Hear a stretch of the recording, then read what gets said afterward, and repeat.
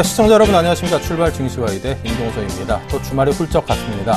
이거 아인슈타인이 상대성 이론이라는 걸 말했다고 하는데 이 좋을 때는 시간 빨리 가고 안 좋을 때는 시간 무지하게 안 가죠. 월화수목금에는 시간이 이렇게 안 가더니 주말엔 또 시간이 훌쩍 지나가 버린 것 같습니다. 좀 아쉽습니다. 하지만 또 어떻게 하겠습니까? 월요일이니까 내가 하는 일 정말 좋은 일이다. 나한테 정말 잘 맞는 일이다라고 잘 생각하시고 오늘도 힘차게 저와 함께 일주일 잘 한번 열심히 달려보시기 바랍니다. 또 여러분이 주식 투자하시는 데 있어서도 여러분이 계속 빵빵하고 웃으실 수 있도록 저희가 많은 정보와 또 힘과 투자 조언을 드리도록 노력을 하겠습니다. 자, 저희 프로그램은 지상파 DMB 채널 U1, KT 올레 IPTV와 LG U 플러스 TV로도 함께 하실 수 있으니까요. 편하신 채널을 통해서 저희 출발 증시와이드 함께 해주시기 바랍니다. DMB로 보실 수 있다고 운전 중에 시청하시는 분은 절대 보지 마시기 바랍니다. 자, 저희 출발 증시와이드 오늘의 주요 코너들 살펴봅니다. 네, 먼저 메리츠 종금증권 영동지점의 강정원 부장과 함께 금주의 첫 시초가 공략 종목으로 삼성전자의 수혜가 예상되는 모베이스를 주목하라고 전한다고 합니다. 잠시 뒤 자세한 기업 소개와 가격 전략을 듣겠습니다. 네, 국내 증시는 수급 불균형과 원화 강세 그리고 4분기 실적 불확실성 부담으로 맥을 못 추고 있죠. 이번 주 미국의 FOMC 회의와 고용지표 주요 기업 실적 발표가 예정돼 있습니다. 자, 이번 주 증시 과연 반등에 성공할 수 있을지 이드코 작전 타임에서 짚어봅니다. 여의도 리포트에서는 동양증권 골드센터 목동점의 고윤기 대리가 최근 엔저 현상에 따른 국내 증시의 외국인 수급 공백이 지속되고 있습니다. 이에 대한 해석과 앞으로에 대한 전망까지 꼼꼼히 짚습니다. 그리고 증시 밴드 구간과 유망 업종도 함께 제시한다고 합니다. 업종 스캐닝에서는 개장 시간대 이 주요 업종과 종목들의 흐름을 실시간으로 살피고요. 자, 여러분께 효과적인 대응 전략도 함께 제시해드리겠습니다. 네, 본격적으로 1부 순서를 시작하겠습니다. 강정원 부장 기다리고 계십니다. 안녕하세요. 네, 안녕하세요. 네, 자, 지난주 금요일에 추천하신 종목 MDS 테크인데요. 아쉽게도 이 장중에는 제시하신 가격에 손절가를 터치했던데 이 자세한 AS부터 해주십시오.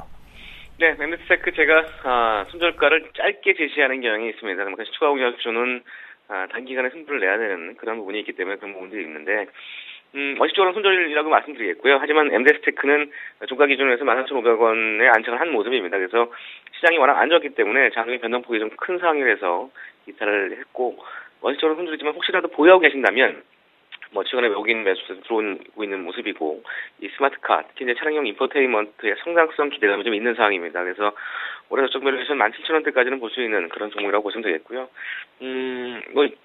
일단은 보유하고 계신 분들은 보유하라고 말씀드리겠습니다만, 제가 항상 원칙을 강조하기 때문에 원칙적으로는 손절로 말씀드리도록 하겠습니다. 네, 원칙적으로 보유를 말씀해 주셨습니다. 손절가 얘기가 나왔으니까 좀 여쭤보고 싶은데요. 네. 지금 같은 장세에서는 내가 어떤 종목을 샀다. 손절가를 보통 10% 마이너스 폭으로 그냥 산술적으로 많이 잡지 않습니까? 지금 네. 경기 상황에 놓고 볼 때는 손절가는 어느 정도로 잡고 가는 게 좋다라고 개인적으로 추천하시겠습니까? 사실 지금 시장에서는 워낙 배당성이 크고 또 지수 하락과 더불어서 손절가를 좀 제가 짧게 드는 경향이 있는데요. 그만큼 제가 취한 종목이 밸런스 매력이 있고 충분히 매수할 만한 종목이긴 합니다만, 그래도 이 시장은 수급을 또 우선을 해야 되기 때문에 또 종목이 매일 나오는 만큼 그런 기회비용 차원에서 제가 손절을 짧게 대응해 드리는 거고요. 제가 투자 포인트 말씀드릴 때 주의 깊게 들으셔서 항상 관심 종목에 등록해 놓으시고요. 분명히 트레이딩 관점에서는 충분히 가능한 종목들이다라는 말씀 드리겠습니다. 네, 알겠습니다. 자, 그렇다면 오늘장 시초가 공략주 설명해 주시죠. 네, 오늘 시카고에서는 모베이스를 제시하도록 하겠습니다. 모베이스는 휴대폰용 케이스와 넷북 케이스, 이런 전자부품의 제작 및 판매를 주된 사업을 하고 있고요. 자회사로 중국 소주의 모베이스 일렉트로닉스와 태국 방콕의 소나아크 일렉트로닉스 타일랜드가 있습니다. 네, 베트남에도 관련된 생산 공장이 있고요. 연간 3,600만 대의 휴대폰 케이스 생산 규모를 보유하고 있다라고 보시면 되겠습니다. 투자 포인트는 세 가지 두시는데요. 첫 번째는 역시 삼성전자 베트남 생산 확대에 따른 수혜입니다. 올해 휴대폰 목표 출하량 삼성전자가 5억 대 중에서 약 1억 8천 대를 베트남에서 생산할 것으로 예상되고 있습니다. 이에 대해서 이제 모베이스가 선제적으로 월 300만 대 수준의 생산 능력을 올해 1, 4분기까지 500만 대 수준으로 증설을 진행 중인 것으로 판단되고 있는 상황인데요. 베트남의 케이스 생산 능력을 갖춘 업체는 이 모베이스와 이 경쟁사 한 곳밖에 없습니다. 그래서 이 물량 확대에 따른 수혜가 예상되고 있는 상황이고요. 두 번째는 태블릿 케이스의 성장 모멘텀입니다. 태블릿 케이스는 현재에도 삼성전자 주력 모델로 투자 중에 있습니다만 매출 비중은 휴대폰 케이스의 10% 미만인 상황입니다. 하지만 이 고객사 올해 그 고객사 출연량이 연간 150% 이상 늘어날 것으로 예상되고 있는데 모베이스가 이 스마트폰 케이스에서 점유율을 감안한다면 이 태블릿에서의 물량도 20% 이상은 뭐 숫자는데 큰 무리가 없을 것으로 전망되고 있어서 이런 그 상장 모멘텀을 줄 수 있고요. 마지막으로 사양처의 실적 전망과 저평가 멘트를 줄 수 있는데요. 올해 그 매출액과 영업이익은 각각 2012년 대비해서 60%와 90% 이상 증가할 것으로 전망되고 있습니다. 순이익도 100% 이상 증가한 300억대를 전망하고 있는데 역시 모베이스 사상 최대 실적 전망을 하고 있고 뭐 이런 이유는 삼성전자가 첫 번째에서 말씀드렸습니다만 올해 생산량, 휴대폰 생산량의 30% 이상을 이 베트남에서 생산할 것으로 전망되고 있기 때문에 역시 이제 모베이스가 67%의 증설을 좀 했고 휴대폰 케이스의 70%를 이 베트남에서 생산하고 있기 때문에 이런 밀착 영업이 충분히 가능해졌다 이렇게 보시면 되겠고요. 올해 예상 EPS는 3,334원입니다. 현 주가 PER 4.4배 수준 반된 상황인데 IT 부품업종 평균 PER 뭐 단순하게 아주 보수적으로 적용해도 7배에서 10배 구간만 적용하더라도 충분히 현 주가는 접근할 수가 있는 부분이라고 말씀드리겠죠. 최근에 기관 외국인도 많지는 않습니다만 1월 21일 이후에 각각 동시에 5만 주의 누적 수매수를 보이고 있는 부분 혹시 이런 부분들을 투자 포인트로 제시하도록 하겠습니다. 네, 알겠습니다. 자, 모베이스. 자, 끝으로 가격에 대해서 듣겠습니다. 네, 역시 오늘 시초가고요. 목표가는 16,000원, 손절가는 14,000원 하늘시에 손절 대응하시기 바라겠습니다. 네, 목표가 16,000원, 손절가 14,000원 잡아주셨습니다. 메리츠증권증권 영동점의 강정헌 부장이었습니다. 감사합니다. 네, 고맙습니다. 네. 자, 오늘 1부 함께 하실 두 분입니다. 골든 이글 투자자문의 정태균 팀장과 텐스닥의 김선윤 대표죠. 안녕하세요. 네, 반갑습니다. 네, 자, 지금 동시효과 상황 한창 진행이 되고 있습니다. 오늘 증시가 힘이 뭐 그렇게 세지는 않습니다. 하지만 또 그다지 또 나쁘지도 않기 때문에 중립적이라고 볼 수 있는데요. 자, 거래소 쪽부터 정태균 팀장님. 네, 거래소 한번 살펴보도록 하겠습니다. 지난주 금요일 날, 뉴욕 증시 같은 경우는 70포인트 정도 오르게 되면서 강보합권에 마감을 했었지만은 거기에 대한 영향을 현재 지금 전혀 받지 못하고 있다고 좀 봐야 될 것 같습니다. 하지만 그 동시효과 상황 속에서 어떤 지난주 금요일 같은 상당히 큰 충격이 있었지만은 어쨌든 그런 부분들이 좀 상쇄가 되게 되면서 현재 보합권 출발이 예상이 되고 있습니다. 마이너스 0.08%, 뭐, 포인트로 봤을 때는 1.6포인트 정도 하락 출발이 예상이 되고 있기 때문에 그게 뭐 보합권이라고 보시는 게 큰 무리가 없지 않겠나 생각을 하고 있고요. 어쨌든 1945포인트 전일 종가 수준에서 현재 출발을 좀 하지 않겠나 생각을 하고 있습니다. 최근에 뭐 환율 문제로 비롯됐던 그런 그 대외 변수로 인해서 계속 추가적인 하락을 하고 있는데요. 대외 변수는 호전이 되고 있습니다. 어떤 국내적인 부분, 어떤 지역적인 리스크로 좀 봐야 될 것 같은데요.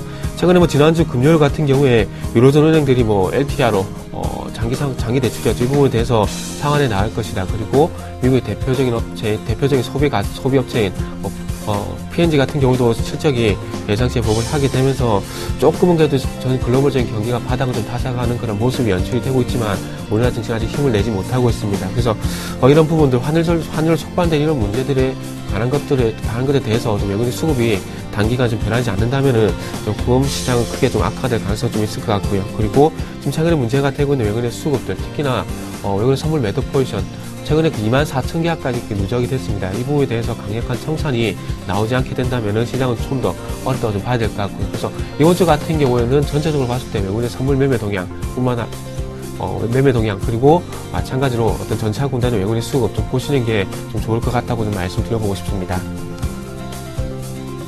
네. 자, 동시효과 상황 정리하고 있습니다. 거래소에 이어서 코스닥 보겠습니다. 네, 코스닥은 그래도 거래소보다 조금 양호한 흐름을 좀 보여주고 있습니다. 자, 플러스 0.13%, 강보합권에 머물러주고 있는 수준인데요. 포인트는 0.65% 정도 일단은 상승이 예상되고 있습니다. 자, 동시효과 상황부터 보자면은, 저희 셀트리온 같은 경우가 마이너스 1.2%의 지금 상황을 보여주고 있고, CJ 옷쇼핑이 마이너스 0.95%, 그리고 파라다이스가 플러스 0.54%의 상황을 좀 보여줍니다. 자, SK 브로드밴드가 지금 보합권에 머물러주고 있는 흐름을 보여주고 있고요. 그리고 서울반도체 같은 경우가 마이너스 1.07% 정도 상황. 그 다음 CJ ENM이 최근 들어 굉장히 많이 갔는데 35,000원 뚫고서 안착한 이후에 다시 한번 추가적인 오늘 상승이 예상되는 부분 플러스 0.14%의 상황을 지금 보여주고 있습니다. 좀 다음이 조금 많이 빠집니다. 일단 10만원 부분에서 계속적인 지금 횡보 상황을 좀 보여주고 있는 상황인데 지금 마이너스 1% 정도의 지금 하락폭을 보여주고 있고요. 포스코 ICT가 최근에 큰 폭의 상승을 보여준 이후에 다시 한번 큰 폭의 하락. 7,000원 초반대까지 일단은 떨어진 이후 바로 12월 달에 오르기 전까지 상황까지 지금 내려온 상황입니다. 그래서 한 번 더 이제 반등이 올 수 있는 그 포지션이 되지 않았나 판단되는 부분이 있고요. 역시나 GS 홈쇼핑 같은 경우는 실적이 좀 워낙에 좋기 때문에 꾸준한 상황 오늘도 좀 보여주는 것 같습니다. 자, 오늘 현재 동시효과 상위 종목 중에서 플러스 2.3%로 지금 가장 많이 지금 오르고 있는 흐름 16만 8,800원의 흐름을 좀 보여줍니다. 자, 그 다음에 시젠 같은 경우가 보합권에 머물러져 있고요. SFA가 마이너스 0.4%의 상황, 그리고 젠백스가 마이너스 한 1% 정도의 상황을 보여줍니다. 자, 전체적으로 종목들 지금 꾸준한 상승이 아니냐, 보합권에서 지금 모습을 보여주고 있기 때문에 오늘 상황 좀 예의 깊게 좀 주시할 필요가 있는 장이 아닐까 판단됩니다.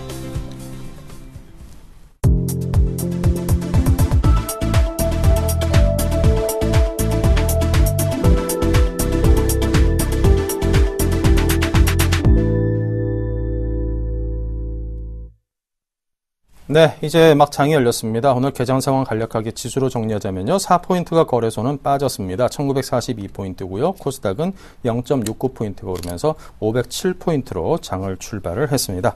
자, 계속해서 출발 상황입니다. 거래소 쪽부터 정태근 팀장이 정리합니다. 네, 말씀을 하신 대로 1942포인트, 0.2% 정도 하락 출발을 현재 했습니다. 더불어 선물지수도 한번 살펴보게 된다면 선물지수도 코스피와 마찬가지 0.2% 정도 255.90포인트 현재 출발을 했습니다. 자, 그래서 일단 하락 출발을 하고 난 뒤에 오늘 낙폭 좀 확대를 시킬 것인가, 아니면 지난주 금요일 날 장 후반 쪽에서 낙폭을 좀 축소를 시켰듯이 마찬가지로 낙폭을 축소를 시키게 되면서 반등 시도가 나올지 한번 체크를 해봐야 될 것 같은데요. 어쨌든 환율로 비롯된 어떤 그 국내 변수 상당히 좀 좋지가 않은데 이런 부분들 실적 우려 감들이 얼마만큼 빠르게 헤쳐나갈 수 있을까 상당히 좀 중요할 것 같습니다. 원엔 환율 같은 경우는 계속해서 약세가 지속이 되고 있지만 원달러 환율 같은 경우는 약세 쪽으로, 그러니까 원화 약세 쪽으로 변했기 때문에 조금 우호적으로 변했다고 봐야 될 것 같은데 이런 부분들에 대해서 외국인들이 얼마만큼 반응을 할지가 좀 중요할 것 같습니다. 그래서 연결시켜서 수급적인 부분을 좀 같이 좀 보게 된다면은, 자, 선물 동향에 대해서 조금 말씀을 드렸었는데요. 제가 왜 그 부분 말씀을 드리냐면, 선물 이전 작년 12월물이죠. 12월물 같은 게 동향을 한번 살펴보게 된다면은 11월 16일날 23,600계약까지 외국인 선물 매도가 상당히 늘어섰습니다. 근데 그 이후에 외국인들이 선물 매도를 강력하게 청산해 나가게 되면서 시장에 반등을 줬다는 겁니다. 자, 11월 16일 23,600계약이란 그 말씀을 들으시고 난 다음에 지금 화면을 보시면은 매도 청산이 이루어지고 있는데요. 지수도 마찬가지를 보시면은, 자, 11월 16일 날 1860포인트에서 바닥을 다지고 시장에 이렇게 강하게 반등이 올라왔었습니다. 그렇다면 지금도 마찬가지 외국인의 선물 매매 동향을 봐야 되는 이유가 여기에서 좀 나오신다고 보시면 될 것 같아요. 그래서, 지난주 금요일 날 서두에 말씀을 드렸듯이 지난주 금요일 날 선물 지수가 24,500계약 정도 늘어났었기 때문에 이 부분에 대한 청산이 좀 나오는지 먼저 한번 체크를 해보는 게 좋을 것 같습니다. 자, 그래서 수급도 한번 좀 살펴보도록 할게요. 자, 지난주 금요일 날 외국인들이 4,800 정도 현물 쪽에서 매도가 나왔었고요. 선물 쪽에서는 3,800계약 정도 매도 우위를 보였었는데 오늘 아침 쪽 같은 현물 쪽에서는 여전히 매도가 나오고 있습니다. 228억 정도 현재 매도를 하고 있고요. 하지만 선물 쪽에서는 소폭이나 청산이 나오고 있습니다. 151계약 정도 선물 매수를 보이고 있지만 이 부분은 매도 청산이나 좀 보는 게 맞을 것 같고요. 개인들이 현재 224억 정도 매수를 하고 있고, 최근 연금이 다시 매도 쪽으로 전환이 됐습니다. 아침 쪽에도 이제 지난주 금요일 날 106억 정도 매도를 했었는데 지금 아침 쪽이긴 하지만 40억 정도 매도를 하고 있다는 부분들 특징적이라 봐야 될 것 같고요. 시가총액 상위 종목들 살펴보게 된다면은 삼성전자가 여전히 좋지가 않습니다. 지난주 금요일에 2% 넘는 하락세를 보였는데 지금 현재 1.98%, 2% 넘는 하락 출발을 현재 하고 있습니다. 하지만 현대차하고 그리고 기아차 같은 경우에는 지난주 금요일날 3% 넘는 하락세, 4.8% 하락세였었지만 현재 보합권 출발을 하게 되면서 조금 지난주 금요일 낙폭을 좀 만회를 하고 있다고 정리를 해보도록 하겠습니다. 네, 자, 계속해서 코스닥 출발 상황입니다. 김선일 대표님. 네, 코스닥 출발 상황이 그렇게 코스피보다는 양호한 흐름, 그래도 양호한 흐름 보여주고 있는데, 개인이 일단은 10억 이상 순매수가 들어와주고 있고, 외인이 마이너스 10억, 기관이 마이너스 1억 정도의 지금 상황을 지금 보여주고 있습니다. 자, 일단 그렇게 나쁘지 않은 상황, 일단 낙폭 가드에 대한 단기적인 반등이라고 일단 판단이 되는 부분이 있는데요. 한 0.24%의 상황을 지금 보여주고 있다는 게 좀 긍정적입니다. 자, 포인트로는 1% 정도, 1포인트 정도의 지금 상승폭을 보여주고 있고요. 자, 상위 종목부터 좀 살펴보자면은, 자, 셀트리온이 지금 보합권에 지금 머물러 있습니다. 지금 전고점 대비해서 지금 많이 빠진 모습인데 그래도 추가적인 반등이 나올 것이라 많이 생각들을 하실 수 있습니다. 하지만 지금 문제인 게 기관들의 매도세가 지금 꾸준하게 지금 너무나 많이 나와줬기 때문에 약간 조금 수급 상황이 불안합니다. 외인들의 매수가 좀 도와주지 않고 있나 아직 그래도 외인들의 매수세가 확실하게 기관보다 우위라고 할 수가 없는 모습입니다. 그래서 셀트리온 같은 경우는 일단 한 24만원, 24,000원 바로 위 한 24,500원 정도까지는 지켜봐야 될 그런 흐름이 나오지 않을까 좀 조심스럽게 말씀을 좀 드리겠고요. 오늘 수급상 체크하시길 좀 말씀드리겠습니다. 자, CJ 옷쇼핑입니다. CJ 옷쇼핑도 역시나 기관 수급이 좋지가 않죠. 외인들의 수급이 좀 들어오긴 합니다. 꾸준하게 일단 실적이 좋기 때문에 크게 차트상의 움직임, 흐름을 깨지 않고서 상승을 해주고 있는 모습입니다.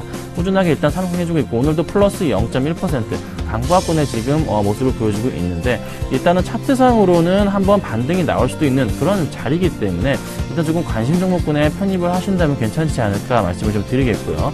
자, 파라다이스가 역시 한 2달 기간의 행보 기간을 거의 끝나가는 것 같습니다. 자, 오늘부터 해서 어제부터 이제 금요일부터 해서 오늘까지 해서 일단은 반등이 나와주는 그런 차트 흐름이 좀 나와주고 있습니다. 그래서 파라다이스 같은 경우가 수급을 잠깐 살펴보자면은 역시나 기관들이 최근 들어서 다시 한번 매수세가 좀 몰리고 있는 모습. 외국계 매수세도 조금 몰리고 있기 때문에 오늘까지 한다면은 조금 파라다이스 같은 경우는 한번 반등의 첫 단추를 깨고 있지 않나.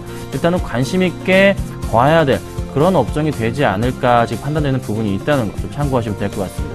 자, SK 브로드밴드입니다. 자, SK 브로드밴드 지금 꾸준하게 끝도 없이 상승해 주면서 5,200원까지 지금 오른 주가. 다시 한번 오늘 약간 조금 쉬어가는 흐름이지만서도 추세가 꺾이지 않았다는 게 굉장히 긍정적인데요. 자, 외국인들도 꾸준하게 매수가 아주 강하게 들어와주고 있습니다. 자, SK 브로드밴드는 확실하건데 일단은 꾸준하게 좀 더 상승할 여력이 남아 있습니다. 그래서 역시 관심 종목으로 편입을 하시면 될 것 같고요. 자, 서울반도체. 자, 1% 정도 지금 하락폭을 키워가고 있는데 자, LED 업황에 대한 부분 굉장히 긍정적입니다. 하지만 중요한 점은 일단 한번 쉬어갈 때가 된 건 사실입니다. 그래서 일단 기관들의 수급은 꼬이지 않았지만서도 외인들의 수급은 꼬이기 시작했습니다. 그래서 조금은 매도 관점으로 LED 관련주들은 조금 살펴봐야 되지 않을까 좀 판단이 되고 있습니다. 그럼 잠깐만 보고 갈까요? 루멘스 같은 경우도 역시나 오늘 며칠째 좀 빠지고 있는 흐름, 오늘 좀 빠지고 있기 때문에 역시나 조금은 LED 관련주들 매도 관점으로 대응하시라는 말씀을 좀 드리겠고요. 자, CJ ENM입니다. 지금 주가 끝도 없이 올라가죠. 오늘도 강보합권입니다. 자, 35,000원 이상 지금 강하게 뚫고 올라가는 오늘 0.28% 정도 상승을 해주고 있는데 지금 CJ ENM 같은 경우는 차차차 그 이후로부터 꾸준하게 또 최근에 외출 확대에 대한 기대감 때문에 주가가 상승해주고 있는 모습. 일단은 외국인 기관 동시 쌍끌이 순매수하는 흐름입니다. 그래서 CJ ENM은 좀 더 상승폭이 있을 것으로 좀 판단이 됩니다. 어느 정도까지 한 36,000원, 7,8,000원 정도까지도 한번 단기간으로 가능하지 판단이 되고 있지만서도 기관과 외국인들의 매도세가 좀 나와줄 때는 그때는 조금 빠르게 좀 대처하실 필요가 있지 않나 판단이 되는 부분이 있고요. 자, 마지막으로 좀 포스코 ICT 살펴드려야 될 것 같아요. 자, 포스코 ICT 조금 오늘까지도 빠져주고 있는데 지금 7,090원의 흐름 마이너스 1%의 상황을 좀 보여줍니다. 이런 12월 초에 보여줬던 바로 그 가격대까지 지금 내려온 흐름인데 수급적으로 살펴보자면 역시나 그 하락폭을 이끌어왔던 게 바로 기관과 외국인들의 최근 흐름입니다. 일단 기관이 강하게 지금 매도가 나와주고 있는 흐름이기 때문에 이 종목을 항상 말씀드렸던 거는 8,000원이 깼을 때는 정리해야 된다고 많은 전문가들이 말씀드렸을 거예요. 그래서 역시나 포스코 ICT 조금은 부담스럽다 좀 말씀을 좀 드릴게요. 자, 보유하고 계신 분들은 일단은 관망하는 자세로 좀 대응하실 필요가 있어 보이고 아직 그렇게 상승 기미는 안 보입니다. 그래서 전반적으로 코스닥 상황이 나쁘진 않고 그래도 긍정적으로 흘러가고 있다는 점 참고하시고서 오늘 시장에 좀 대응하시라고 말씀 좀 드리겠습니다. 네, 자 계속해서 외환시장 점검해 보겠습니다. KB 외환선물의 정경팔 팀장 전화 연결합니다. 안녕하세요. 네, 안녕하세요. 네, 외환시장의 현재 흐름 또 오늘장 전망 들려주십시오. 네, 오늘 서울 외환시장은 지난 금요일 종가 대비 7원 50전이 상승한 1,082원에 개장했고요. 달러원은 4거래일 연속으로 상승세를 이어가고 있습니다. 이 시간 현재는 개장가 부근인 1,081원 90전이 거래가 되고 있습니다. 현재 시장의 가장 특징적인 모습은 엔화가 약세를 지속하고 있음에도 불구하고 달러 원은 예전과 같이 하락하는 것이 아니라 오히려 상승하고 있다는 것이 되겠습니다. 달러 원의 상승 요인은 두 가지로 파악하고 있습니다. 첫째 요인은 엔화 약세에 따라서 외국인들의 자산 이동이 심해지고 있다는 점이 되겠고요. 둘째 요인은 유로화 강세에 따라서 기존 유로 캐리 트레이드 포지션의 청산이 진행되고 있다는 점이 되겠습니다. 과거에 엔화가 단기적으로 약세를 보이던 시기에는 엔캐리 트레이드 자금이 국내 증시에 유입되면서 외국인 순매수와 함께 원화가 강세를 보였습니다. 그러나 일본 정부의 정책적 의지에 따라서 엔화 약세가 장기화될 조짐이 보이면서 한국 수출업체에 투자되었던 외국 자금이 일본 수출업체로 옮겨가는 자산 이동이 일어나고 있고요. 이 과정에서 나타나는 외국인들의 역성금 수요가 달러 원의 숏 포지션 커버로 나타나고 있습니다. 이와 더불어서 유로화 예상치 못한 강세가 유로화와 크로스 관계에 있는 위험 통화들의 약세로 이어지고 있는데요. 연초만 하더라도요, 유럽의 부진한 경제 상황을 고려해서 1분기 중에 유럽중앙은행의 금리 인하가 이루어질 것이다라는 기대감이 시장을 지배했었고요. 이런 기대감은 유로화 약세와 함께 유로 캐리 트레이드가 진행되면서 상품 통화와 아시아 통화들의 강세로 나타난 바가 있습니다. 그러나 유럽중앙은행의 금리 동결과 또 유럽 시중은행들의 LTRO 자금 조기 상환, 그리고 독일 경제 지표의 호조 등이 유로화를 강세로 이끌고 있고요. 이를 통해서 기존의 유로 캐리 트레이드 매도 포지션의 청산이 나타나면서 호주 달러와 원화 등의 위험 통화들이 뉴욕 증시의 강세에도 불구하고 약세를 보이는 기현상이 나타나고 있습니다. 달러원 1개월물은 지난 주말 뉴욕 여고의 시장에서 장중 1087원까지 상승했는데요. 현물 환율로 환산했을 경우에 1085원 수준에 해당한다고 하겠고요. 이 때문에 달러원이 1080원 중반대까지 상승할 가능성은 매우 크다고 보겠습니다. 유로 캐리 트레이드 청산을 주도하고 있는 유로 달러의 동향을 보게 되면 현재 1.34달러 중반대에서 기존 박스권의 상단인 1.35달러까지 추가 상승의 가능성이 엿보이고 있기 때문에 원화가 이 과정에서 추가로 약세를 보일 가능성이 있겠습니다. 이 때문에 달러 원은 단기적으로 1090원까지는 상승 가능성을 열어둘 필요가 있다는 말씀을 드리겠습니다. 오늘은 1080원 초중반대 흐름 이어지겠습니다. 네, 오늘은 1080원대 초중반 흐름을 예상을 해주셨습니다. 지금까지 KB 외환선물의 정경팔 팀장이었습니다. 감사합니다. 네, 감사합니다. 네, 계속해서 한국밸류 21 이드코 대표와 함께하는 작전 타임입니다. 안녕하세요. 안녕하십니까. 네, 오늘 장 세우신 전략 듣겠습니다. 네, 오늘 저를 기다리신 분은 참 많으셨으리라 생각이 됩니다. 일단 지난 시간에 말씀드렸던 1920에서 30포인트까지 하락 염두에 두자고 했었는데 역시나 예상이 적중하면서 시청자 여러분들과 저는 소나기를 피해갈 수 있었습니다. 기술적으로 이미 하락장을 예상하고 현금 비중을 높여놓은 상황이기 때문에 그동안 방송을 보셨던 분들이라면 쉬면서 별 무리 없이 넘어갈 것으로 생각이 되는데요. 최근 3주 동안의 작전 타임 시간 내내 여러분들께 강조를 드렸습니다. 지수 전고점이죠. 2040포인트 돌파하는 날부터 가지고 계신 주식들 비중 체크하고 지수 하락에 대비하자라고 강조해드린 이유도 금요일과 같은 급락 때문이었죠. 최근 고점이 24포인트니까 100포인트 이상 마이너스 된 상황이고요. 개인들만 보더라도 선현물 모두 엄청나게 좀 현재 좀 손해가 난 것으로 좀 보여지고 있습니다. 근데 왜 이런 이유가 나오는 것이냐면요. 거의 개인들 손해한 이유는 뇌동매매입니다. 특히 선물은 뇌동매매의 쥐약이겠죠. 제가 지난 시간에 말씀드렸듯이 최근 시장이 뭐라고 말씀드렸습니까? 지수도 그렇고 종목도 그렇고 장 시작 후 30분, 장 마감 30분 전 급격하게 변동성이 심하기 때문에 개인 투자자분들 어떻게 하라고 말씀드렸죠? 기다리는 매매를 하자라고 좀 말씀을 드렸습니다. 기다리는 매매라고 생각을 하고 지수 타이밍을 잡자. 그러면 분명 포트 변동의 기회가 온다라고 좀 크게 온다라고 말씀을 드렸습니다. 그런데 말입니다. 거의 2주 됐나요? 제가 증권방송 여러 군데 아무리 돌아다니면 보면서 확인을 해봐도 지수 하락에 대비하자고 이야기하는 전문가는 거의 없었습니다.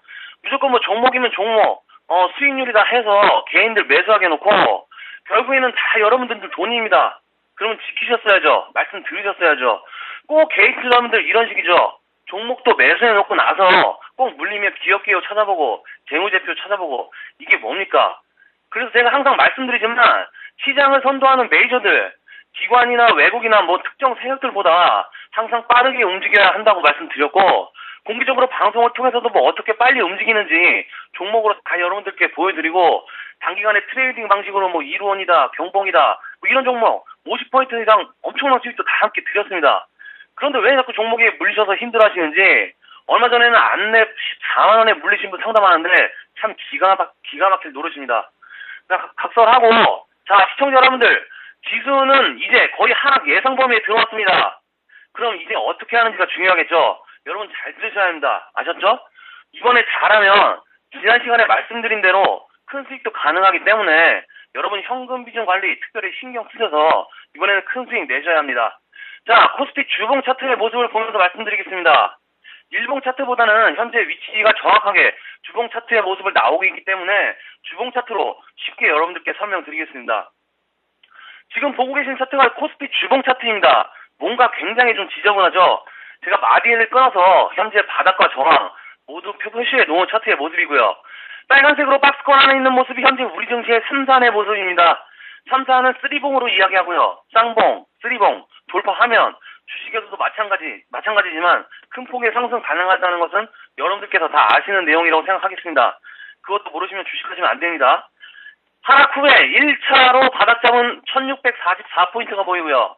두 번째 바닥을 지지했던 1750포인트도 보입니다. 그리고 세 번째 바닥을 지지했던 1845포인트가 보이죠. 그리고 박스권 안에 있는 동그라미 두 개가 보입니다. 이 첫 번째 동그라미는 아래꼬리 1920포인트고요. 두 번째 동그라미는 현재 주봉 차트의 모습이죠. 이 안에 있는 지난주 아래꼬리의 모습이 1934포인트의 모습입니다. 제가 왜 주봉 차트에서 동그라미 두 개를 넣었냐면 우리가 매수 포인트로 접근하자고 했던 지수 포인트가 얼마였죠? 1920포인트에서 30포인트였죠. 일봉상 200일선이라고 말씀드렸던 지지선이 주봉에서 이 아래꼬리의 모습이 나오고 있는 것을 보여드리려고 체크해 놓은 것이고요. 우리가 주식을 항상 할 때 급락 후에 급등이 나오죠. 그래서 개인 투자자들이 항상 최저점에 매도했다가 주가가 급등이 나오면 지금 사도 늦지 않을 거야 하고 잡으셔서 항상 손실이 나오는 것인데 종합지수도 마찬가지입니다. 우리가 200일선이 1920포인트라고 말씀드렸는데 이게 이탈될 수도 있겠죠. 그 가운데서 지정학적 리스크도 있을 것이고 글로벌 정치 상황의 변수도 생각을 해놓으셔야 되겠습니다. 중요한 건 1920포인트가 이탈이 되면 다음 저점을 찾으셔야 되는데 2012년 9월 주봉 차트인 1912포인트에서 찾을 수 있겠습니다. 해서 제가 누차 말씀드렸던 1920포인트에서까지는 기다리는 매매를 진행하자라고 이야기를 했던 것도 이 200일선, 즉 주봉에서 보면 빨간색 동그라미의 저점을 확인하고 여러분들께 기다리자라고 말씀을 드렸고요. 만약에 이탈이 된다면 1910포인트에서 매수 포인트를 잡으시면 되겠습니다. 자, 다음은 저항의 모습인데 1차 저항은 2012포인트로 보이고요. 2차 저항은 2042포인트, 3차 저항은 2052포인트의 모습입니다. 현재는 2차 저항 구간인 2042포인트 돌파 후에 눌림이 나오고 있는 모습이죠. 자, 아까 여러분들께 제가 뭐라고 말씀드렸죠?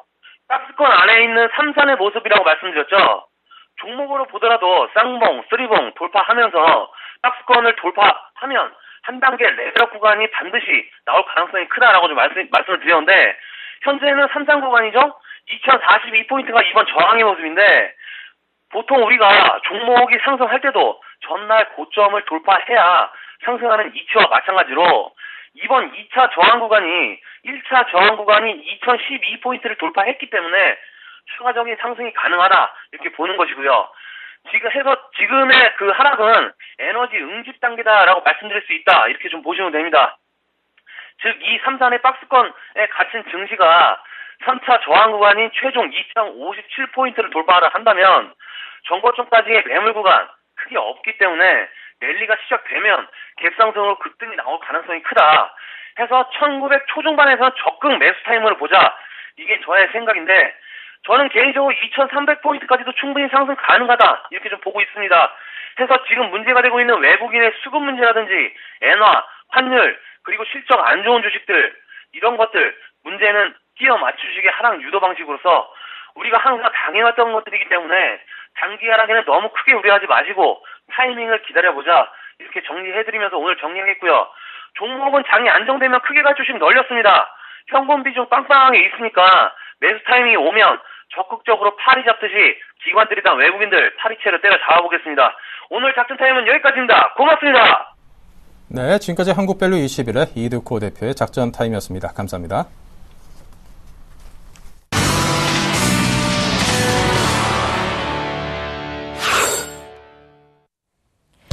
네, 안녕하세요. 여의도 리포트 김보람입니다. 지수의 하락은 지속되고 있지만 각 증권사에서는 글로벌 증시와의 디커플링 현상 이제는 완화될 것이라고 보고 있는데요. 이 시각 증권사 리포트에서 확인해 보겠습니다. 먼저 현대증권은 추가 경계 및 지지 확보 기간을 거치고 나면 서서히 상승할 것이라고 전망합니다. 신한금융투자는 애플의 몰락에서 찾는 3가지 아이디어를 제안하고요. 하나대투증권은 2월 전망, 디커플링은 오래가지 않는다고 내다봅니다. 토러스투자증권에서는 미래창조과학부라는 모멘텀에 대해 살펴보고요. 마지막으로 동양증권은 외국인 수급 공백에 대한 해석과 전망을 제시합니다. 이 가운데 현대증권부터 자세하게 확인해 보겠습니다. 국내 증시는 환율 실적 수급 등 3중고 압박에 3주간 연속 하락하며 글로벌 증시와의 디커플링이 심화되고 있습니다. 하지만 국내외 매크로 개선 기대감과 함께 하방 경직성은 확보한 것으로 내다보는데요. 이번 주는 2차 기술적 조정 포인트인 94엔까지의 엔화 변동성, 어닝 경계감 부담, 이에 따른 수급 불균형 지속 등으로 지수 하락 경계와 함께 지지선 확보에 주력하는 시황관이 우세합니다. 다만 환율 실적 수급이라는 3중고의 추가 지속 압박 이후 지지선 확보 과정을 거치고 나면 인식할 만한 경기 인식이 재조정되면서 우리 증시도 서서히 상승 단계에 진입할 것이라고 전망합니다. 단기적으로는 전고점 돌파 후 상승 지속형인 한국전력, 삼성생명, 2차 상승 시도형인 하나투어 강원랜드, 전고점 돌파형인 SBS, 현대그린푸드를 추천합니다. 다음은 신한금융투자입니다. 코스피와 S&P 500 지수와의 상대 수익률이 2009년 3월 이후 최저 수준을 기록하면서 글로벌 디커플링이 심화되고 있습니다. 하지만 앞으로 코스피 반등과 S&P 500 지수의 상승 탄력 둔화 국면이 전개되면서 주요 글로벌 증시와의 디커플링 완화가 예상됩니다. 엔달러 환율은 92엔 수준에서 속도 조절 국면이 예상되는 가운데 현대차의 추가 조정도 제한될 것이라고 전망합니다. 삼성전자는 애플 대비 상대적 강세로 전환되면서 의미 있는 변화가 발생할 것으로 예상하는데요. 애플은 중장기 추세 하락으로 전환된 가운데 단기적으로는 기술적 반등 국면에 진입할 것으로 예상합니다. 하지만 삼성전자의 장기 상승 추세는 여전히 유효하며 상승 목표치는 180만 원 이상으로 내다봅니다. 특히 갤럭시 S4 출시 발표 전까지 강세 흐름이 예상됩니다. 이어서 하나대투증권입니다. 2월 코스피 밴드는 1890에서 2000으로 전망합니다. 국내 증시가 상대적으로 부진했던 원인들 중 펀드 환매, 프로그램은 완화되어 가고 있고 경제 지표의 디커플링은 시간이 가면 완화될 것이라고 판단합니다. 글로벌 경기가 회복되는 가운데 국내 증시의 상대적 가격 매력이 부각되고 있다는 점을 감안하면 추가 조정 시 중장기적인 관점에서 매수로 대응하는 것이 유효한데요. 2월 섹터 전략으로는 이익 모멘텀과 밸류에이션, 이익 성장성을 종합한 매력도를 바탕으로 철강, 유틸리티, 유통, 통신 서비스 등에 대한 비중 확대 전략을 제안합니다. 다음은 토러스 투자증권입니다. 올해 초 주식시장은 모멘텀이 부족해 보이지만 박근혜 당선인이 대선 공약으로 제시한 미래창조과학부가 연초 주식시장의 모멘텀이 될 것이라고 예상합니다. 미래창조과학부는 전신인 정보통신부보다 역할이 확대될 것으로 예상하는데요. 미래창조과학부의 중점 사업은 콘텐츠, 플랫폼, 네트워크 등입니다. 따라서 앞으로 성장을 이끌 산업은 해외 생산기지를 둔 제조업과 고부가 가치 서비스업으로 전망합니다. 이에 따른 수혜 예상 기업은 엔터테인먼트 등 콘텐츠 보유업체, NH 등 포털업체, 솔루션업체, IB 부문이 강한 금융기관을 꼽습니다. 네, 마지막 동양증권 리포트 내용은 동양증권 골드센터 목동점의 고윤기 대리와 함께합니다. 안녕하세요. 네, 안녕하십니까. 네, 리포트 내용 전해주시죠. 네, 현재 국내 증시는 외국인 수급 공백에 민감하게 반응하고 있는 것으로 판단이 되고 있는데요. 뱅가드사의 벤치마크 변경과 일본 증시 부각 등으로 인해 외국인 투자자가 국내 증시 이탈을 지금 가속화하고 있는 상황입니다. 이런 상황에서 한국 시장에서는 지금 돈이 빠져나가고 있지만 일본 시장으로는 돈이 유입되고 있는데요. 그 이유를 보게 되면 국내와 일본의 경우 주요 수출 상품에서 경쟁 구조를 형성하고 있기 때문에 일본에서 강력한 엔화 약세 유도 정책을 바탕으로 일본 기업들의 수출 가격 경쟁력이 부각이 되면서 상대적으로 국내 기업들의 투자 매력이 낮아지고 외국인 투자자가 포트폴리오 조정 및 변화에 빌미를 제공한 것으로 지금 판단이 되고 있습니다. 일본 정부 주요 관료들은 현재 90원엔인 엔달러 목표 환율을 95에서 100엔으로 지금 언급을 하고 있는 상황인데요. 그렇기 때문에 중장기적 관점에서 엔저 현상은 고착화될 가능성이 높습니다. 그렇지만 단기적으로 가파르게 진행된 엔화 약세와 국내 증시의 외국인 매도 공세가 완화될 가능성이 있다고 지금 판단이 되고 있습니다. 엔화의 투기적 순매수 및 순매도 포지션을 보게 되면 엔화의 투기적 순매도 포지션이 지난 12월 중순에서 말을 정점으로 지금 꾸준히 감소하고 있는 모습을 보이고 있는데요. 국내 증시에서도 외국인 순매수 강도를 최근 몇 차례 위기 국면이었죠. 그리스 구제금융시청과 자스민 혁명 그리고 미국의 신용등급 강등 등 정도를 제외를 하게 되면 지금 현재 가장 높은 수준을 지금 기록을 하고 있습니다. 글로벌 금융시장에 시스템 리스크가 부각되지 않는다면 외국인 투자가 매도 공세는 완화될 가능성이 높은 시점이라고 보여지는데요. 실제로 시티 매크로 숏텀 리스크 인덱스를 보게 되면 지난해 12월 이후에 글로벌 환율 전쟁 우려로 상승세를 보였지만은 1월 이후에 재차 하락 전환했습니다. 그리고 ECB 같은 경우 1월 30일 유로존 은행들의 1차 3년 만기 장기 대출 중 278개 은행에 1,372억 유로가 조기 상환될 것이라고 지금 발표를 했는데요. 이것은 주요 부실 은행들에 대한 신뢰 회복의 계기가 될 것으로 보고 있습니다. 다시 국내 증시로 돌아와 보면 현재 증시는 12개월 예상 PER 수준으로 8.2에서 8.3배 수준으로 지금 보고 있는데 2010년 이후에 지금 최저 수준에 근접해 있기 때문에 추가적인 가격 조정 리스크도 상당히 낮다고 판단이 되고 있습니다. 그렇기 때문에 이번 주 국내 증시는 가파르게 진행된 엔화 약세가 진정이 되고 외국인 매도의 공세가 완화 그리고 글로벌 금융시장 위험 수준의 안정 등을 바탕으로 해야 할 경우 회복세를 보일 것으로 보고 있습니다. 이번 주 코스피 예상 밴드는 1920에서 1920선으로 보고 있고요. 유망한 업종은 디스플레이, 전자부품, 기계, 자동차 업종 등을 유망하게 보고 있습니다. 네, 말씀 잘 들었습니다. 고맙습니다. 네, 감사합니다. 지금까지 여의도 리포트였습니다.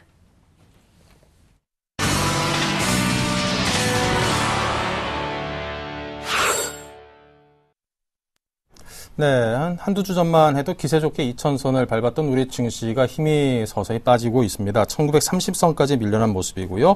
14포인트가 조금 넘게 빠졌습니다. 코스닥도 강보합으로 출발하더니 지금은 약세로 전환을 했는데 2.7포인트로 낙폭이 조금 더 커져 있는 그런 상황입니다. 자, 업종 스캐닝을 통해서 실시간으로 현재 시황과 업종, 종목에 대해서 자세히 들여다보도록 하죠. 자, 먼저 정태근 팀장이 IT 운수장비 정유학 업종을 살펴주십시오. 예. 일단 제가 지금 살펴볼 업종 중에서 여전히 자동차 지금 IT 업종 좋지가 않습니다. 전기전자는 이제 1.9% 정도 하락을 하고 있고요. 자동차 업종은 1.5% 정도 하락을 하게 되면서 여전히 시장을 좀 압박을 하고 있다. 이렇게 좀 먼저 말씀 좀 드릴게요. 자, IT 업종 먼저 살펴보도록 하겠습니다.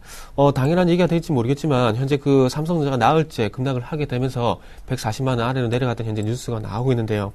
원화절상이라든지 그리고 애플 부진으로 인한 스마트폰 업황에 대한 우려감 그리고 이로 인한 삼성전자에 대한 보수적인 가이던스 이런 부분들 때문에 현재 약세를 보이고 있다는 얘기가 나오고 있습니다.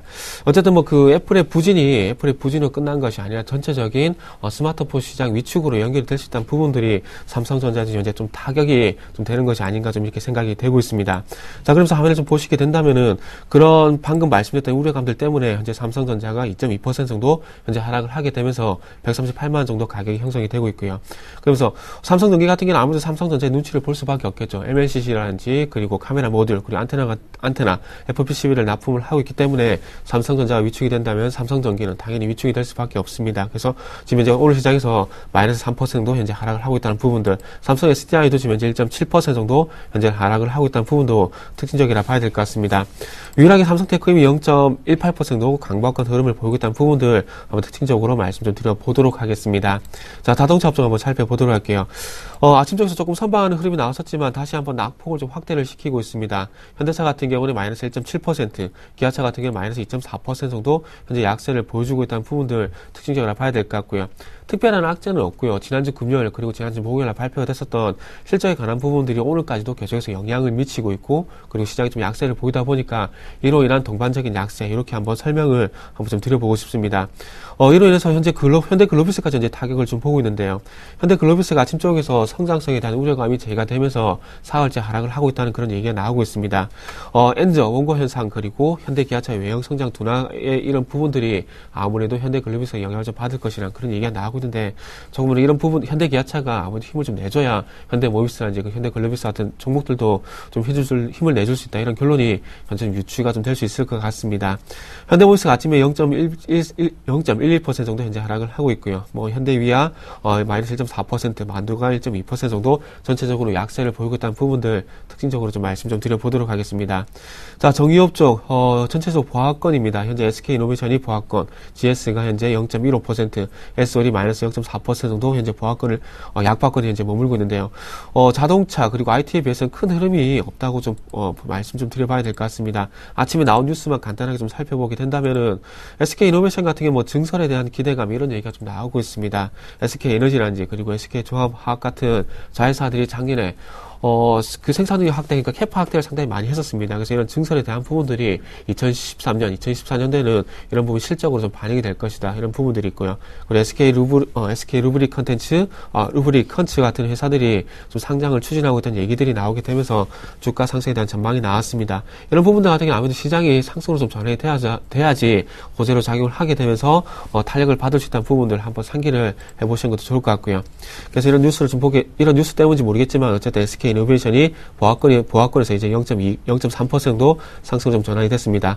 마지막 화학 특량만 보고 좀 마무리 좀 하도록 할게요. SK화학, LG화학이 보합권, 그리고 롯데케미칼이 0.6%, 금호성유가 0.4%, 하나케미칼이 0.5% 정도 강보합권 보여주고 있고요. 웅진케미칼이 마이너스 2.3%, SK케미칼이 마이너스 0.3% 정도 현재 약세를 보여주고 있습니다.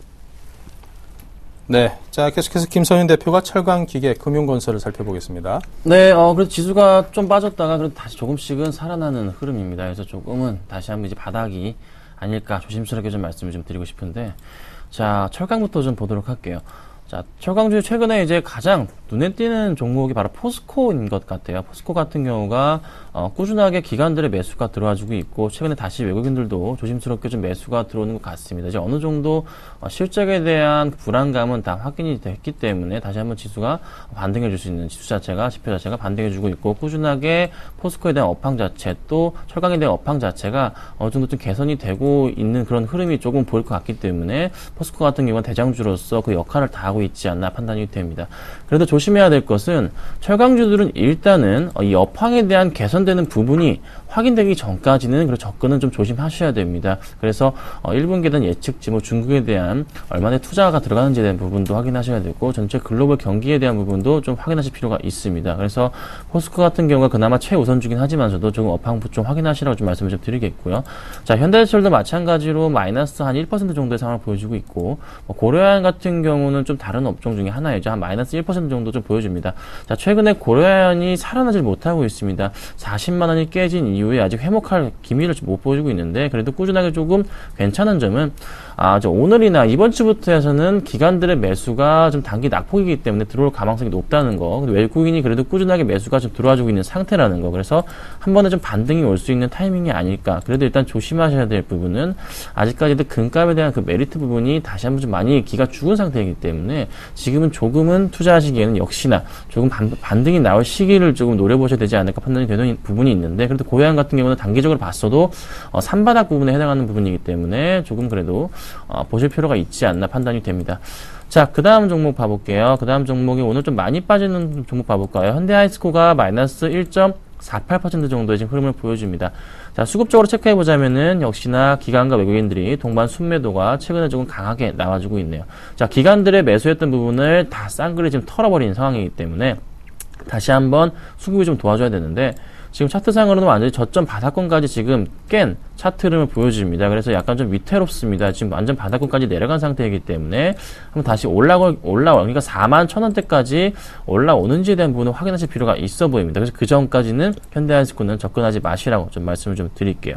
자, 그리고 세아베스틀이 좀 많이 올랐었죠. 지난 주말에 좀 많이 올랐었는데, 일단 긍정적입니다. 실적에 대한 부분은 긍정적이었고, 기관들의 수급 꾸준하기 때문에 이 역시 좀 관심 종목으로 보시라고 좀 말씀 좀 드리겠습니다. 자, 다음 기계 쪽으로 가보겠습니다.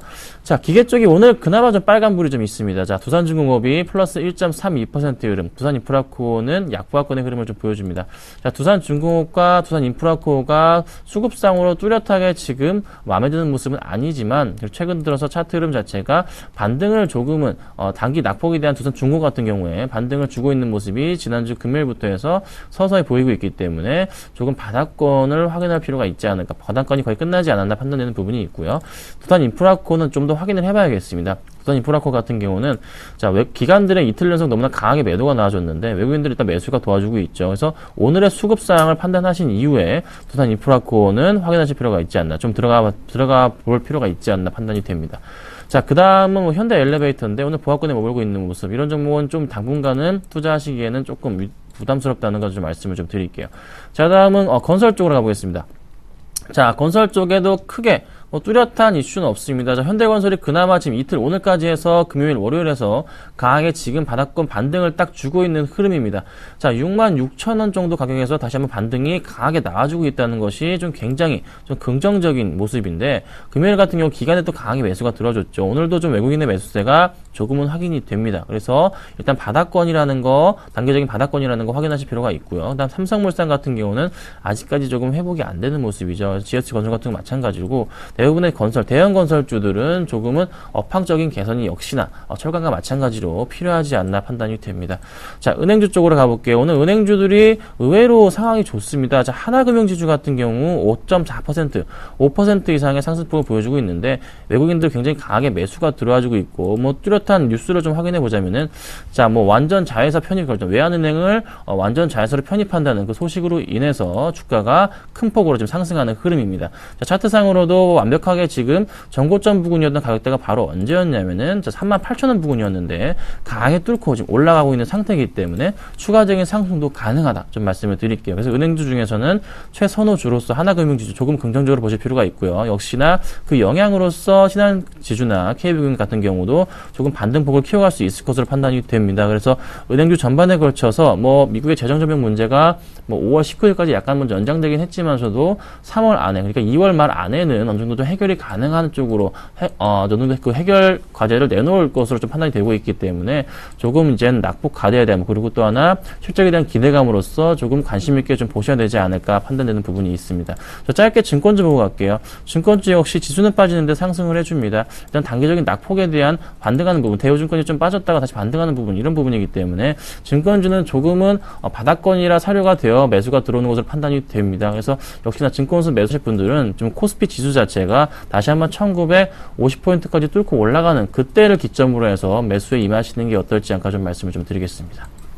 네, 자, 다음은 통신유통, 음식료 업종의 흐름 살펴보겠습니다. 네, 한번 살펴보도록 하겠습니다.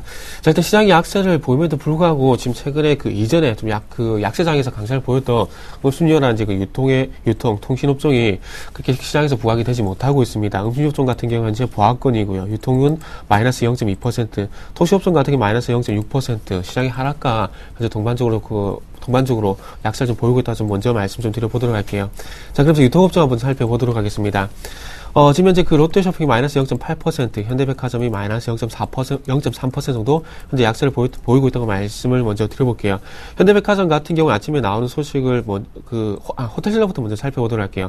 호텔신라가 아침에 1.04% 정도 이제 하락을 하고 있는데, 뭐 실적 부진에 대한 얘기, 그리고 일본 입국자 감소에 대한 얘기가 나오게 되면서 이런 부분들이 지금 아침 쪽에 주가를 좀 끌어내리는 요인으로 현재 좀 작용을 하는 것 같습니다.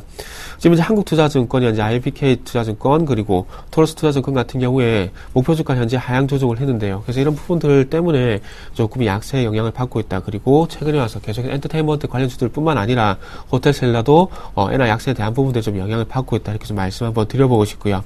그 현대백화점 같은 경우에 뭐 실적이 조금 그래도 이렇게 나아질 것이라는 얘기, 뭐 작년 4분기, 그러니까 2012년 4분기죠. 실적이 좀 호실적이 나올 것이라는 얘기가 나오고 있는데, 영업이익만 1.3% 증가할 것이라는 얘기가 나오고 있습니다. 그래서 이런 부분들 이제 나오고 있지만, 현대백화점 같은 경우 그렇게 힘을 내주지 못하고 있는 것 같습니다. 지난주 화요일날 이 시간에 조금 전체적으로 안 좋다고 말씀드렸는데, 그 부분의 어떤 지속성, 이렇게 좀 봐야 될 것 같아요. 롯데쇼핑이 마이너스 0.4%, 신세계가 마이너스 1.3% 정도 현재 하락을 하고 있다는 부분들을 말씀 좀 드려보도록 하겠습니다. 자, 한번 16종 한번 살펴보도록 할게요.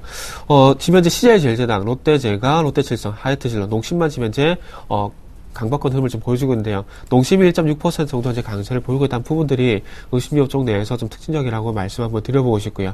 오리온은 마이너스 0.48%, 핑그레는 마이너스 0.8%, 롯데삼강은 0.99%. 환율에 대한 어떤 모멘텀이 일단 뭐 다 소진이 된 것이 아닌가 좀 생각이 되고 있습니다. 그래서 이제 실적으로 어떤 실적 시즌에 들어가는데, 실적이 조금 잘 나올 것으로 예상이 되고 있지만, 시장의 중심에 서지 못하고 있다는 부분들 특징적이라 말씀 드려보고 싶고요.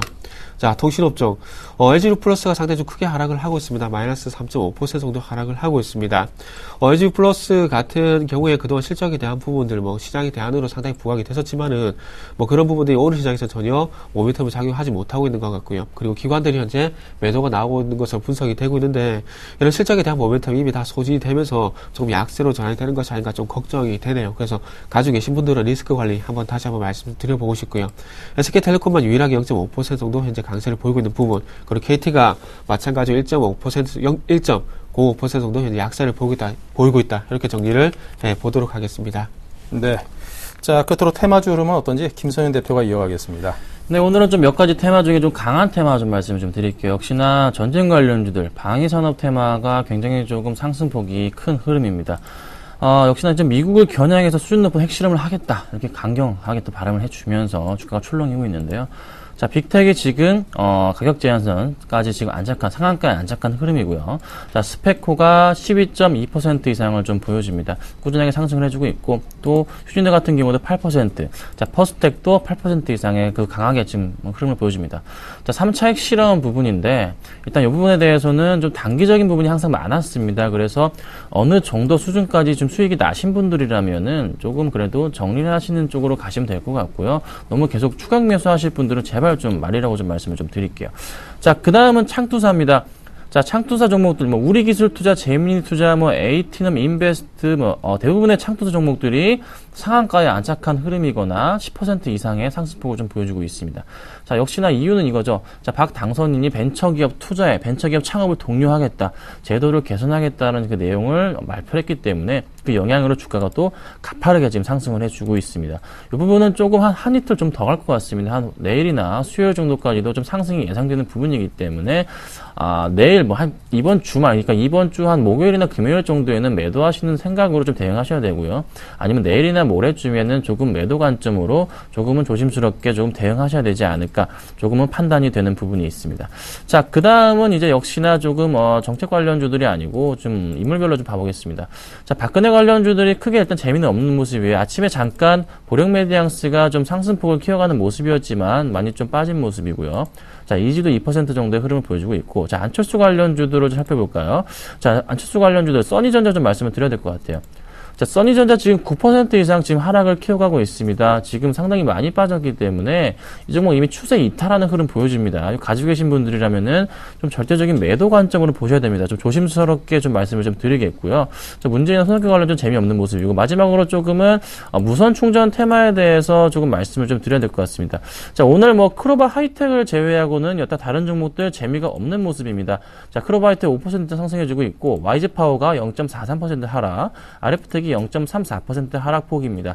자, 최근에 굉장히 가파르게 좀 많이 올랐죠. 이 종목들 역시나 조금은 매도 관점으로 좀 대응하셔야 될 그런 시점인 것 같습니다. 전반적인 지금 상황 자체가 IT 관련주들이 삼성의 영향, 삼성의 주가 140만원 깨지부터 해서 계속적인 상승을 못 이뤄내고 있는 그 추세이기 때문에 아직 크로바 하이텍 같은 경우에는 시고가 패턴을 그리고 가고 있기 때문에 홀딩하시면 될 것 같고요.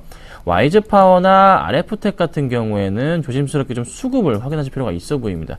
자, RF텍을 좀 살펴볼게요. RF텍이 지금 금요일 같은 경우 역시나 기관과 외국인들의 매도세가 동반 매도세가 나와줬습니다. 그래서 무선 충전주 중에서는 RF텍은 매도 관점으로 좀 대응하시라고 말씀을 좀 드리겠고요. 그 다음에 YG파워 외국인들이 굉장히 많이 이 종목은 좀 더 봐도 되겠네요. 일단 그래도 추세가 아직 이탈하진 않았지만서도 YG파워 같은 경우에는 1,100원 깨질 때는 그때 무조건 손절이 아니고 익절하셔야 됩니다. 아셨죠? 그러니까 YG파워는 1,100원 보시고요. RF텍은 지금 당장 조금 매도 관점 대응하셔야 될 필요가 있고, 크로바이텍은 좀 더 갈 것으로 판단이 됩니다. 그래서 무선 충전 테마 조금씩 기관들이 외국인들이 차익 실현하는 모습 보인다는 거 좀 참고하실 필요가 있지 않나 좀 말씀을 좀 드리도록 하겠습니다. 네. 자, 요즘 들어서 이제 애플 주가가 좀 급락을 했다라는 소식이 그렇죠. 들어와 있습니다. 네. 그렇다면 이제 그와 관련해서 우리도 뭐 협력업체라든가 비즈니스가 연관이 돼 있는 업체들이 분명히 상장 기업들 중에 상당히 있는데요. 그 부분에 대한 투자자들은 어떻게 해야 할까요? 자, 볼게요. 자, 아이폰 관련주들이 지금 쫙 살펴보자면은, 뭐, 삼성도 아이폰 관련주긴 한데, 주가가 대부분 많이 빠져주고 있습니다. 그래서 오늘 대부분 보자면은, 뭐, 인터플렉스 같은 경우도 0.7% 빠져주고 있고, 실리콘옥스가 좀 많이 빠져주고 있고, 대부분의 종목들이 애플 주가의 영향 따라서 주가 흐름대로 지금 쭉쭉 빠져주고 있는 흐름이 보여집니다. 이 하락폭 자체가 언제까지 이루어질지는 조금 판단해야 될 부분이 있는데, 일단 중요한 거는 아직까지 그 애플이 아이폰 5나 아이폰 5S에 대한 아이폰 5S가 언제 나올지 확인이 안 됐지만서도 그 기대감 자체가 아예 없는 바닥인 상태이고, 또 하나 애플이 새로운 제품, 자, 기존의 삼성 제품 같은 그 스마트폰 크기를 뭐 4.8인치, 5인치까지 지금 만드는 새로운 제품을 지금 생각을 하고 있는데, 그 부분이 모멘텀으로 작용하지 않는 이상은 애플 관련주들은 일단 당분간의 투자를 자제하셔야 됩니다. 애플이 사실상 스마트폰을 제외하고서 여타 다른 전자제품군은 크게 매출 자체가 없기 때문에 역시 아이폰 판매량과 관심을 가져야 될 것 같고, 또 1분기 실적도 역시나 좋지 않을 것으로 판단이 됩니다. 그래서 애플 주가 어제 주말에도 좀 빠졌죠. 역시나 지속적인 하락 갈 수 있다는 거. $400 아래까지도 저는 솔직히 걱정이 되는 부분이 있습니다. 그래서 애플 관련주들 많이 갖고 계신 분들이라면은 정말 조심스럽게 투자에 좀 임하셔야 될 것 같고, 역시나 뭐 갤럭시 관련, 삼성 관련주들도 역시 오늘 재미가 없습니다. 지금 삼성 주가가 사라지지 않는 이상은 당분간은 조금 힘들 것 같습니다. 그렇지만은 조금 저점의 기회로서 삼성 관련주들은 좀 생각을 해보시는 게 어떨지. 역시나 1분기 실적이 나쁘지 않을 것이기 때문에 저점 기회로서 한번 분할 매수하신다면은 나쁘지 않은 좀 대응이 되지 않을까 판단이 됩니다. 네, 자, 계속해서 김성원 이사를 연결하겠습니다. 안녕하십니까? 네, 안녕하십니까? 네, 오늘은 바로 종목에 대한 이야기를 듣겠습니다. 네, 디스플레이와 반도체, 친환경 에너지 장비 기업인 DMS입니다. 매출 비중은 디스플레이 장비 81%, 반도체 장비 10%, 태양전지 장비 7% 내외를 차지하고 있습니다.